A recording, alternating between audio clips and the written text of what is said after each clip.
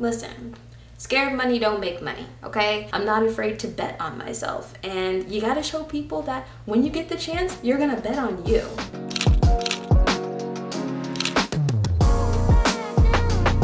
What is up, artists and movers? Welcome back to my channel where we are taking our love for dance to the next level.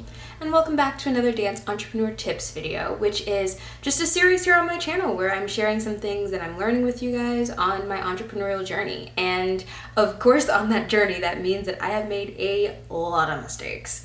Bigger ones, small ones, some mistakes that I haven't made, but I've seen other people make. There's so much room for making mistakes when you start a dance business, and so I figured why not share some insight from my experiences or just things that I've seen to help you guys out. But before we jump into this video, please be sure to give it a like and subscribe. I have a ton of dance content here on this channel, and I would love for you to be a part of the dance fam. So if you're ready for these 5 dance business mistakes to avoid, let's jump into this video.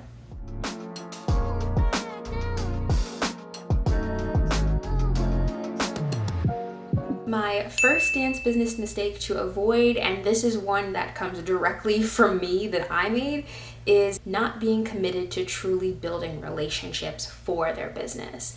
And for me, when I started my business, I started it out of a place of feeling burned, honestly, by the dance industry and by dancers. And so my business was kind of my way of shutting myself out from a lot of people. And if you're an introvert, or maybe if you are starting a dance business, maybe that is where you're starting your business from. Maybe you've been disappointed by some experiences that you've had or the results that you've had, and you've decided to start this dance business as a way to really jumpstart your own career in a new way. And that's totally okay, but you have to still be willing to build relationships along the way. Because although it was cute that I was doing my own little thing, sis, how are you going to sell stuff if you're not talking to people? And so that was something I found in the beginning that was very difficult, was I wasn't making as many sales because I was so against just getting to know people. As a new entrepreneur, it's your job to make sure you're constantly talking about what it is you do, why you do it, how you do it, because no one's gonna promote you like you. And like I mentioned in my 3 dance business must-haves video, a lot of times people aren't actually buying into what it is you do or the product that you offer. They're buying into you. They're buying into your values. They're buying into your work ethic. And so that takes really building relationships and being committed to building those relationships. They don't happen overnight. And a lot of times in the dance industry, we'll hear the saying, it's all about who you know, but it's truly all about who knows you and who is able to speak on your behalf. And that's something that's so true when it comes to business. Having someone being able to give a reference or being able to positively speak on what it is that you do can often be so much more effective than a simple ad can. And that's just because people really buy into social proof. They want to see that you are effective, and having a friend say that, or having, someone who's close to them say that, can be way more effective than just you saying it alone. So building relationships that are truly real relationships and not just, I know her, or we're cool, but basing them in you guys knowing each other and wanting to support each other can really elevate your business and just elevate the number of people who know about it at a quicker rate. Now, just as my business has grown, I'm friends with videographers and web designers and financial advisors and attorneys, people I really need in my corner to help my business grow. And because I have those people in my corner, my business is able to grow at a much quicker rate. So make sure that you're committed to constantly building and growing relationships on your entrepreneurship journey.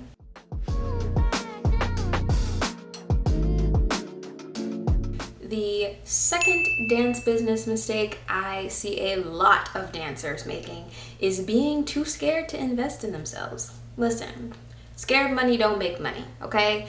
And I'm not saying that you need to go out and spend outside of your means and ball out on every single thing, but what I am saying is that you have to look at the money that you're spending and ask yourself if it is truly an investment in yourself and in your business, and if so, then go ahead and make it so that you're able to spend that coin. I see so many dancers willing to drop hundreds of dollars on training programs and $25 and $30 on master classes, but too afraid to buy a decent camera or too scared to pay for software for them to edit their videos. Like, these are things that are going to help elevate your business, and they're not on someone else's time. You don't have to wait for someone to notice you. You can just go and keep making stuff. And all being scared to invest in yourself is going to do is prolong your growth. Like, it's just going to make things take longer than they actually have to.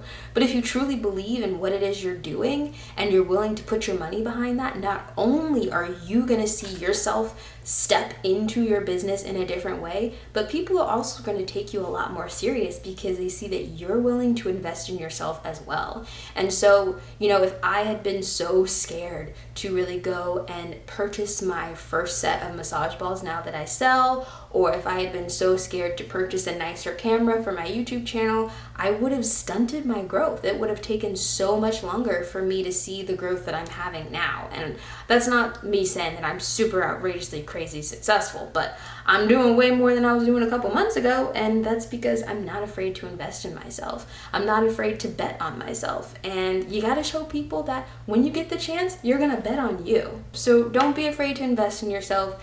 Take that chance, take that risk. That's a part of owning a business, and that's always going to be a part of owning a business, so get used to it. And if, it doesn't work out the way that you wanted it to, you're also going to get used to having that outcome as well. Not everything that I've done has worked out the exact way that I wanted it to, but I've learned to work with what I've got and to take the results that I do have and make them into what I want. So that's a huge part of being a dance business owner, and don't make that mistake. Don't be afraid to invest in yourself and bet on yourself.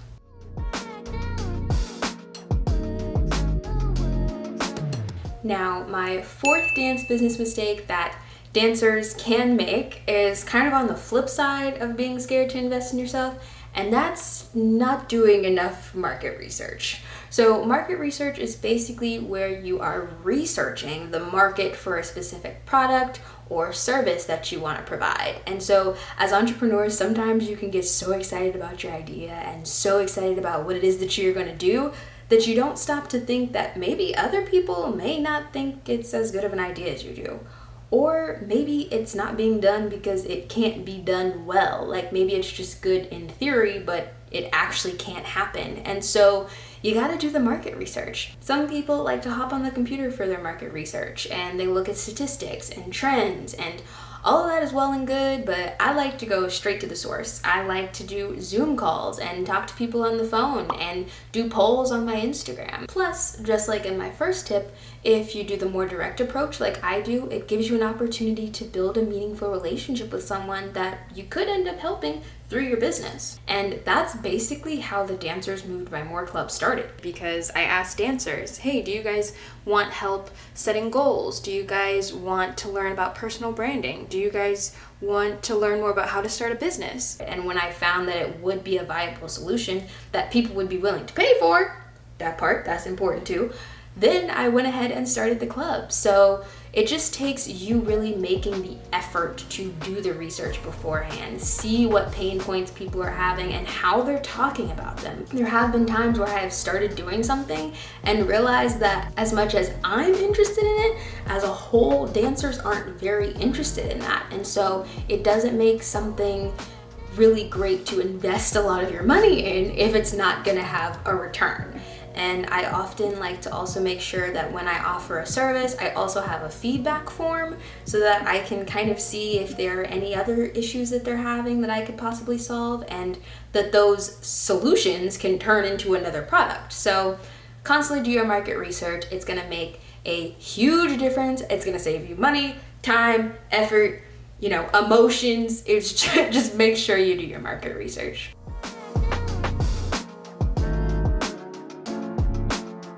My fourth dance business mistake that I do often see dancers make is that they don't tweak as they go.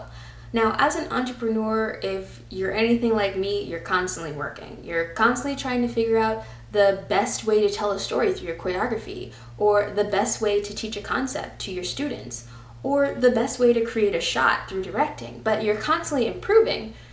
And for whatever reason, sometimes I see dancers not doing this. Like, they don't think of ways to make their things better. And so they kind of just stay at this like plateau level of doing things that are like, so-so, which works if you're fine with being so-so, but if you want to actually see growth in your business and at a quicker rate, you got to often be changing and tweaking and seeing a new way to do things and trying things out. This one podcaster that I really enjoy, her name is Patrice Washington, and I'm pretty sure I've mentioned her on this channel before.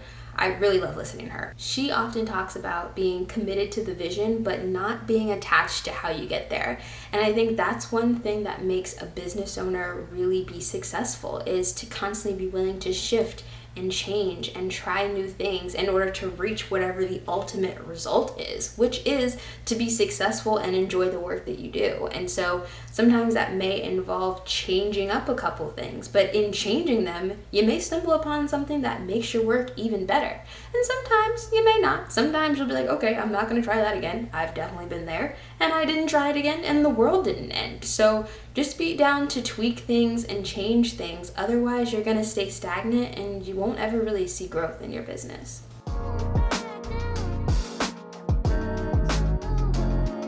And my fifth and final dance business mistake I often see dancers make is doing too much too soon.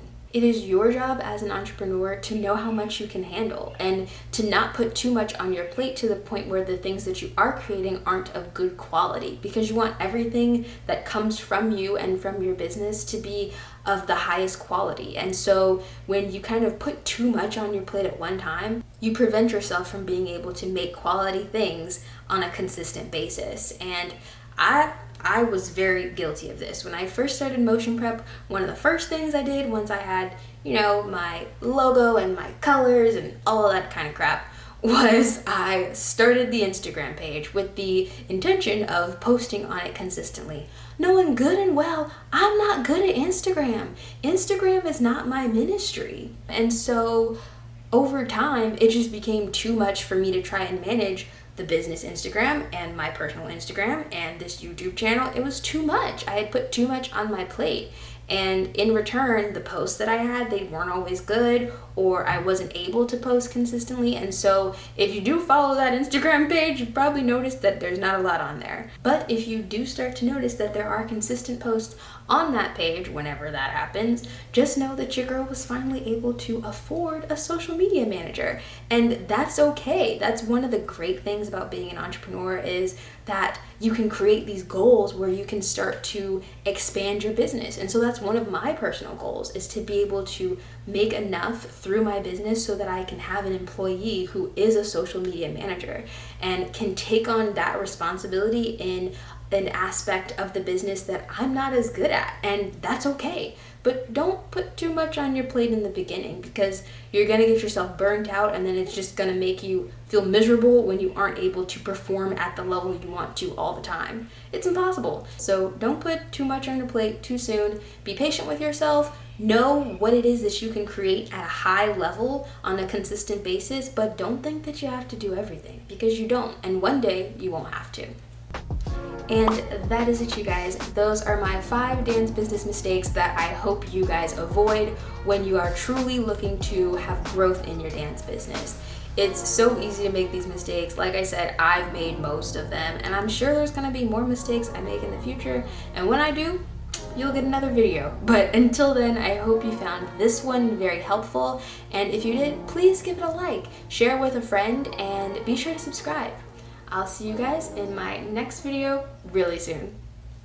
Later.